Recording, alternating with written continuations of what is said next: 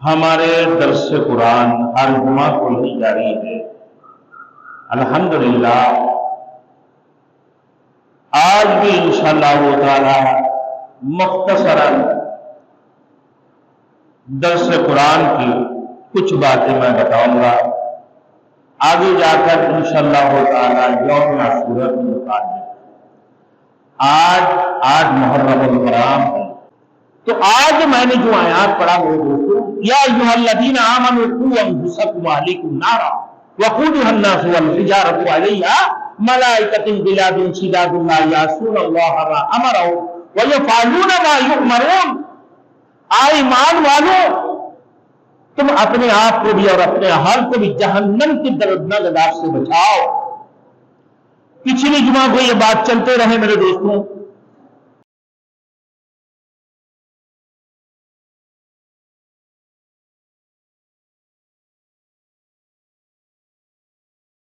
Thanks for watching. Don't forget to like, comment, share and subscribe to Maulana Habibullah Ruhani Official. الحمدللہ وکفى وسلام على عباده الذین اصطفى، اما بعد فاعوذ باللہ من الشیطان الرجیم، بسم اللہ الرحمن الرحیم۔ یا ایھا الذین آمنوا قوا انفسکم واہلیکم نارا وقودها الناس والحجارة علیہا ملائکۃ غلاظ شداد لا يعصون الله ما أمرهم ويفعلون ما يؤمرون۔ صدق الله المولانا العظيم۔ میرے محترم دوستوں اور بزرگ، ہمارے درس قرآن ہر جمعہ کو ہی جاری ہے۔ الحمدللہ آج بھی انشاءاللہ تعالی مختصراً درس قرآن کی کچھ باتیں میں بتاؤں گا، آگے جا کر انشاءاللہ تعالی یوم عاشوراء کے متعلق۔ آج محرم الحرام ہے، کل اور پرسوں 9 اور 10 یوم عاشوراء ہے۔ اور میرے دوستوں، یوم عاشوراء کے متعلق، روزہ رکھنے کے متعلق اور یوم عاشوراء کی فضائل کے متعلق ہمارے اس سے پہلے بیان ہو چکے ہیں۔ یوٹیوب پر بے شمار کلپیں ہمارے موجود ہیں، اور امام حسن امام حسین رضی اللہ تعالیٰ عنہ کے متعلق بھی بیان ہو چکے ہیں، اور وہ یوٹیوب پر موجود ہے، آپ دیکھ سکتے ہیں۔ اب یوم عاشوراء کے متعلق میرے دوستوں بات یہ ہے کہ رسول مقبول صلی اللہ علیہ وسلم یوم عاشوراء کو روزہ رکھا کرتے تھے، 9، 10 یا 10، 11۔ یہ رسول مقبول صلی اللہ علیہ وسلم نے فرمایا کہ بھائی یوم عاشوراء کے 2 روزہ رکھا ہے، ایک نہیں، کیونکہ یہودی ایک روزہ رکھتے ہیں۔ 9، 10 محرم یوم عاشوراء، اور یہ ایک اسلام کے لیے بہت بڑی اعلیٰ درجے کا فضائل والے دنوں میں سے ایک دن ہے۔ یوم عاشوراء کی بہت بڑی اہمیت ہے۔ ایسے نہیں کہ حضرت امام حسین رضی اللہ تعالیٰ عنہ کو میدان کربلا میں شہید کیا، اسی وجہ سے یوم عاشوراء کی بڑی فضائل ہے، نہیں، یہ اس سے پہلے سے بھی اس کی فضیلتیں بہت سارے وہ بڑی رتبہ والے دن، بڑی فضیلت والے دن ہے۔ اللہ رب العزت نے اسی فضیلت والے دن میں حضرت امام حسین رضی اللہ تعالیٰ عنہ کی شہادت کو قبول کروایا۔ آپ دیکھیں یوم عاشورہ والے دن اللہ رب العزت آسمان زمین اور لوح قلم کو رب العزت نے بنایا اور حضرت آدم علیہ السلام کو پیدا کیا یوم عاشورہ والے دن، اور اسی دن حضرت آدم علیہ السلام کی توبہ قبول ہوئی یوم عاشورہ والے دن۔ تو اللہ رب العزت نے آسمان اور زمین کس دن پیدا کیا؟ یوم عاشورہ والے دن۔ لوح قلم کو اللہ نے یوم عاشورہ والے دن بنایا، پیدا فرمائی۔ حضرت آدم کی پیدا بھی یوم عاشورہ والے دن ہوئے، اور اسی دن آدم علیہ السلام کی توبہ قبول ہوئی یوم عاشورہ والے دن، اور اسی دن حضرت ادریس علیہ السلام کو اللہ رب العزت نے آسمان پر اٹھا لیا، اور پھر چوتھی نمبر میں نوح علیہ السلام کی کشتی اور ناک سیلاب سے محفوظ ہو کر جودی پہاڑ پر لنگر انداز ہوئی۔ یہ پانچواں نمبر میں ابراہیم علیہ السلام کو اللہ رب العزت نے خلیل اللہ بنایا، اپنے خلیل بنایا۔ اللہ نے خلیل بنایا ابراہیم علیہ السلام کو، اور پھر ان پر نار نمرود کو گول گلزار بنا دیا اللہ نے۔ قلنا یا نار کونی بردا وسلاما علی ابراہیم، جب ابراہیم اور خلیل اللہ علیہ السلام کو آگ میں ڈالا، وہ آگ جلانے کے بجائے ابراہیم اور خلیل اللہ کے لیے وہ گول گلزار بنا دیا اللہ نے۔ چھٹا نمبر حضرت اسماعیل علیہ السلام کی پیدائش اسی یوم عاشورہ والے دن ہوئی، اور پھر ساتواں نمبر میں حضرت یوسف علیہ السلام کی اور حضرت یعقوب علیہ السلام کی ایک طویل عرصہ کے بعد ملاقات ہوئی۔ حضرت یوسف علیہ السلام کو اللہ رب العزت نے اپنی جیل سے، قید خانہ سے نجات عطا فرمائی، اور پھر حضرت یوسف علیہ السلام کی قید خانہ سے نجات عطا فرمانے کی رہائی نصیب ہوئی، اور پھر مصر کی حکومت ملی۔ یہ آٹھواں نمبر میں، نواں نمبر میں حضرت موسیٰ علیہ السلام حضرت یوسف علیہ السلام کو مصر کی حکومت ملی، پھر قید خانہ سے نجات عطا فرمایا۔ نواں نمبر میں حضرت یوسف علیہ السلام اور ان کی والد محترم حضرت یعقوب علیہ السلام کی طویل عرصہ کے بعد باپ بیٹے سے ایک دوسرے سے ملاقات ہوئی۔ نواں نمبر یوم عاشورہ والے دن ان کی قوم حضرت موسیٰ علیہ السلام اور ان کی قوم بنی اسرائیل سے فرعون کی ظلم اور اس کی استبداد سے اللہ نے انہیں نجات عطا فرمایا موسیٰ علیہ السلام کو۔ پھر موسیٰ علیہ السلام پر توریت نازل ہوئی۔ 10واں نمبر حضرت 11واں نمبر میں حضرت سلیمان علیہ السلام کو دوبارہ بادشاہت عطا فرمائی، اللہ رب العزت نے دوبارہ ان کی بادشاہت واپس ملی۔ آپ میرے دوستوں 11واں نمبر میں حضرت سلیمان علیہ السلام کو بادشاہت دوبارہ واپس ملی۔ پھر 10واں نمبر میں حضرت موسیٰ علیہ السلام پر توریت نازل ہوئی۔ 11واں میں سلیمان علیہ السلام کو بادشاہت دوبارہ واپس ملی۔ 12واں ایوب علیہ السلام کو اللہ رب العزت سخت بیماری سے شفاعت نازل عطا فرمایا۔ پھر 13 نمبر یونس علیہ السلام کو 40 دن تک مچھلی کی پیٹ پر، مختلف باتیں ہیں 3 دن 8 دن یا 40 دن، تو 40 دن تک مچھلی کے پیٹ میں رہنے کے بعد مچھلی نے ان کو پیٹ سے نکال لی۔ 14 نمبر یونس علیہ السلام کو یونس علیہ السلام کی قوم توبہ قبول ہوئی اور ان کے اوپر سے عذاب ٹلا دیے.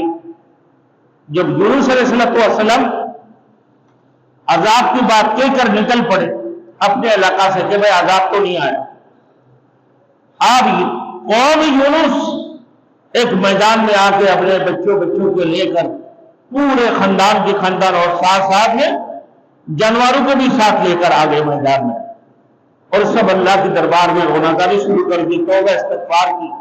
اللہ نے ان کی توبہ کو بھی قبول فرمائی اور عذاب ان سے ٹلا دیے. 14 نمبر یونس علیہ السلام کی قوم کی توبہ قبول ہوئی،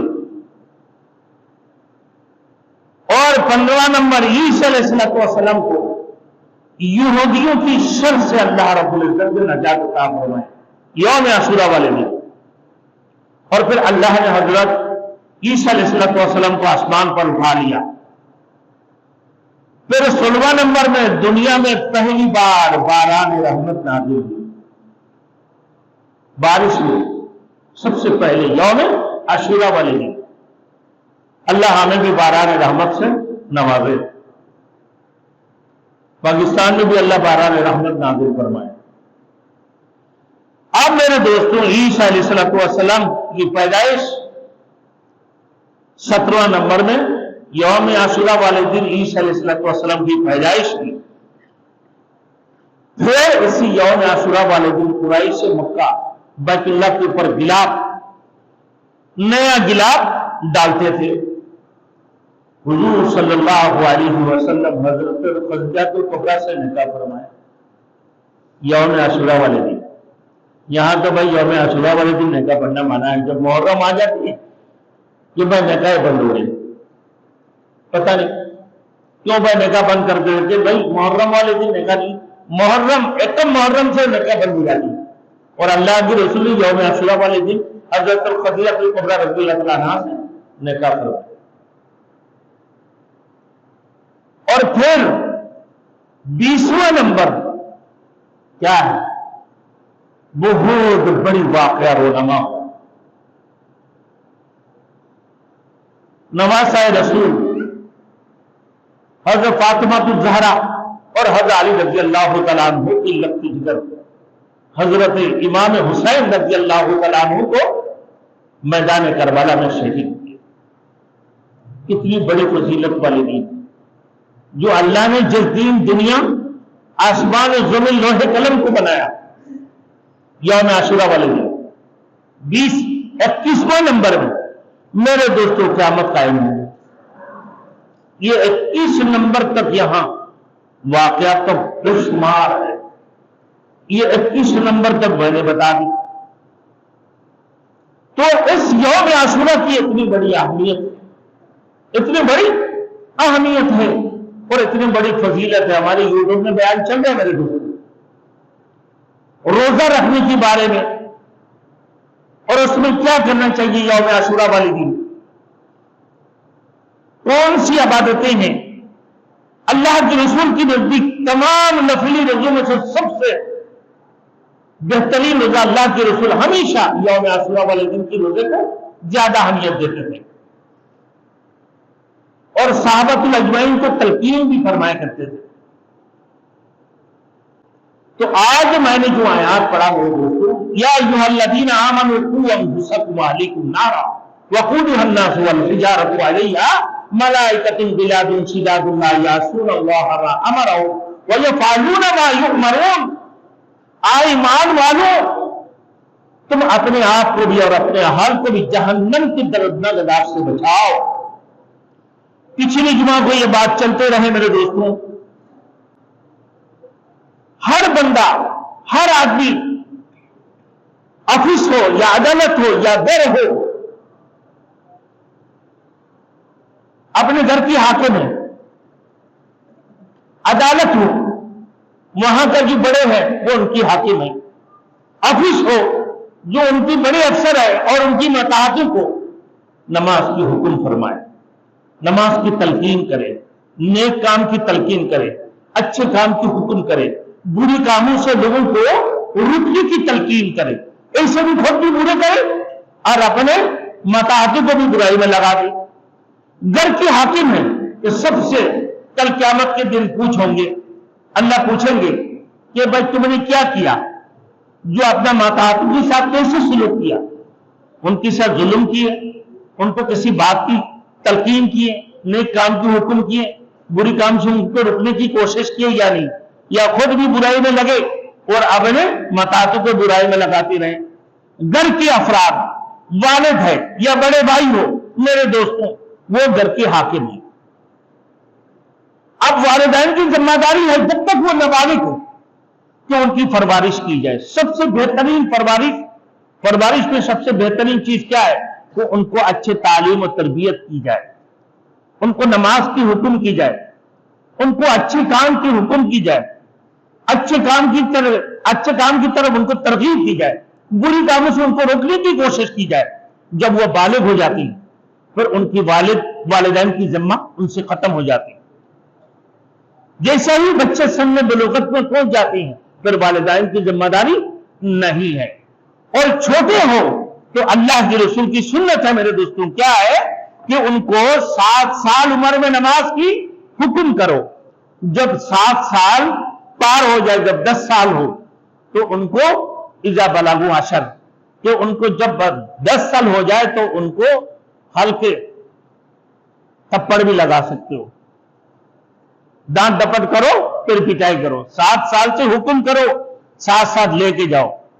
میرے دوستوں, لے کے جانے کا بھی ایک ترتیب ہے. مسجدوں میں آئے بچے شور شرابہ نہیں, ان کو اسے تربیت دو کہ ایک سائڈ میں کھڑے ہو جاؤ اور پھر باتیں نہ کرنا, شرارت نہ کرنا, نہ دوسرے نمازیوں کی خلل نہ پڑے اپنے نماز کے اندر, لیکن خبردار ان کو بگانا نہیں.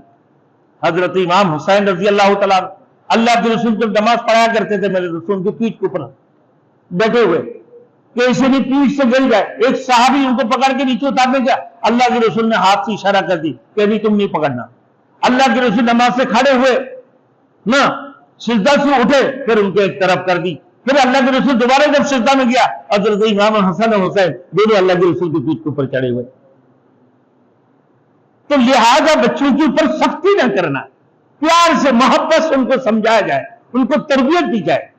اب جب 10 سال ہو ان کو تھوڑی سی مار پٹائی بھی کرو, اور پھر سن بلوغت کی بات آپ کی ذمہ ختم ہے. اب ان کی ذمہ داری ہے کہ اگر اس کی باوجود بھی آپ نے تعلیم دی, تربیت دی, قرآن سکھایا, حافظ قرآن بنایا, عالم دین بنایا, دین کی تبلیغ کی, اس کو دین کی طرف بلائے, دین کی ترغیب دی ہے, اچھے کام کی طرف نہ ان کو ترغیب دیتے رہے, اچھے کام کی حکم دیتے رہے, بری کام سے ان کو رکتے رہے. اگر پھر بھی وہ اس میں باز نہیں آتے ہیں, بڑے ہونے کے بعد اگر وہ اپنے اعمال کو درست نہ کرے تو وہ اس کے لیے بربادی ہے, یہ اس کے لیے تباہی ہے. اب اس سے پوچھ گچھ ہوں گے کہ بھائی تم نے کیا کیا. اب میرے دوستوں, اسی وجہ سے اللہ نے فرمایا کہ صرف اپنے آپ کو نہیں جہنم کی آگ سے بچانا, اپنے اہل کو بھی جہنم کی آگ سے بچاؤ.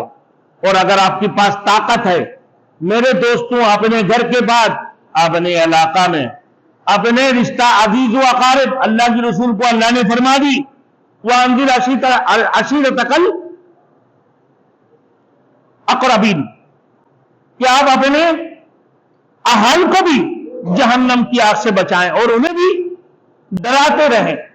پھر اپنے پھپھی کو, اپنے بیٹی کو سمجھاتے رہیں, اپنے پھپھی کو دین کی طرف مائل کرتے رہے, اچھے کام کی حکم کرتے رہیں.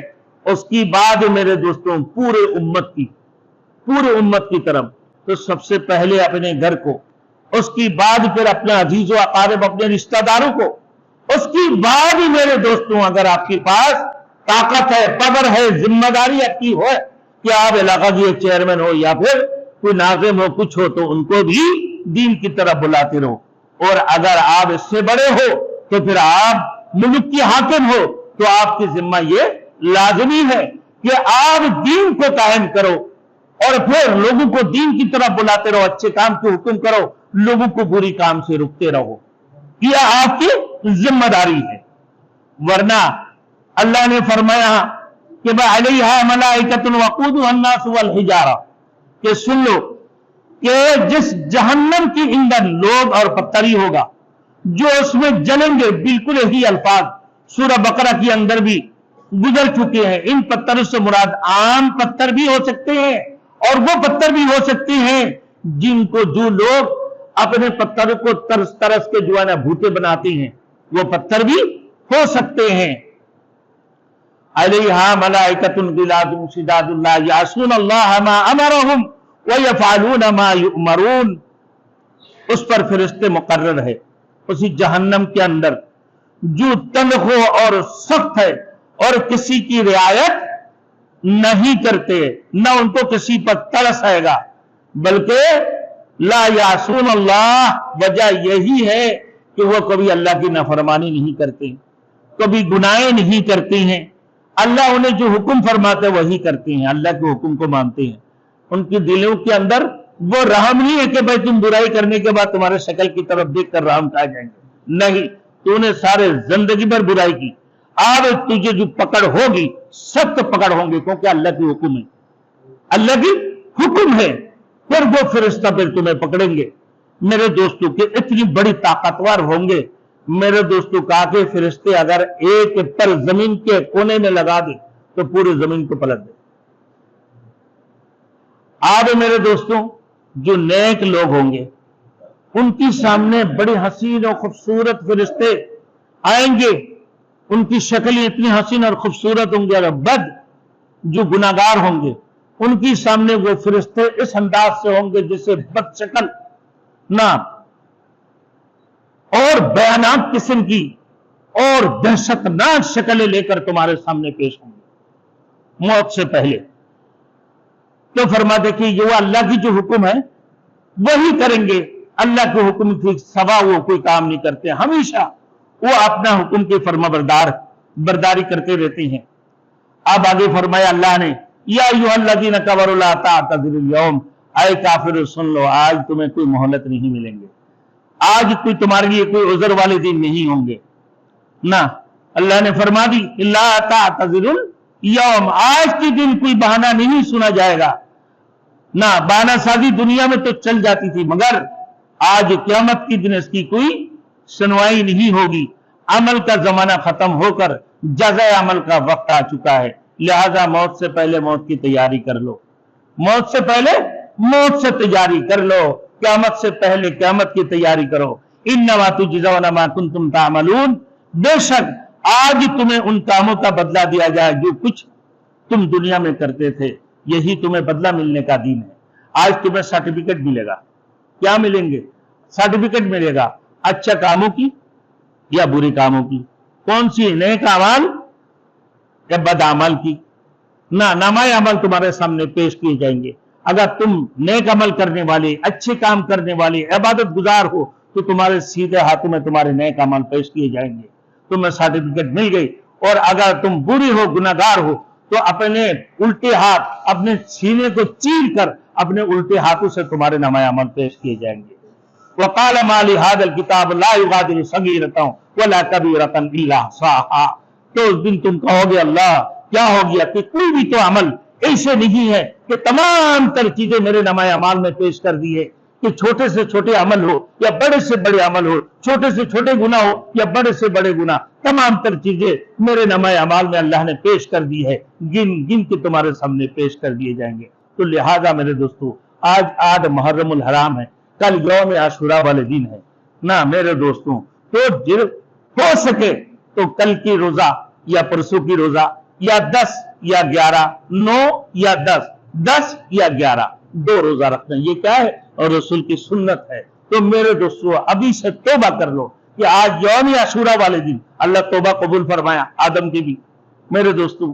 तो लिहाजा तो कल यौम आशूरा है, आज से तौबा कर लो मेरे दोस्तों कि आइंदा कभी गुनाह नहीं करूंगा और हमेशा नेक अमल करते रहूंगा, किसी के ऊपर जुल्म नहीं करूंगा ना मेरे दोस्तों। अगर किसी का कोई बुरी आदत है, उस बुरी आदत की तरफ ना तवज्जो देकर कहा कि या अल्लाह ऐसे बुरी काम आइंदा कभी नहीं करूंगा, इंशाअल्लाह ताला हमेशा हर वक्त नेक काम करते रहूंगा कि अल्लाह तू मेरे तौबा को कबूल फरमा और मेरे तमाम गुनाहों को बख्शिश फरमा दे। यकीनन अल्लाह रब्बुल इज्जत कबूल फरमाएंगे। हम सबको अल्लाह रब्बुल आलमीन अमल करने की तौफीक अता फरमाए। व आखिर दावाना अनिल हम्दुलिल्लाहि रब्बिल आलमीन।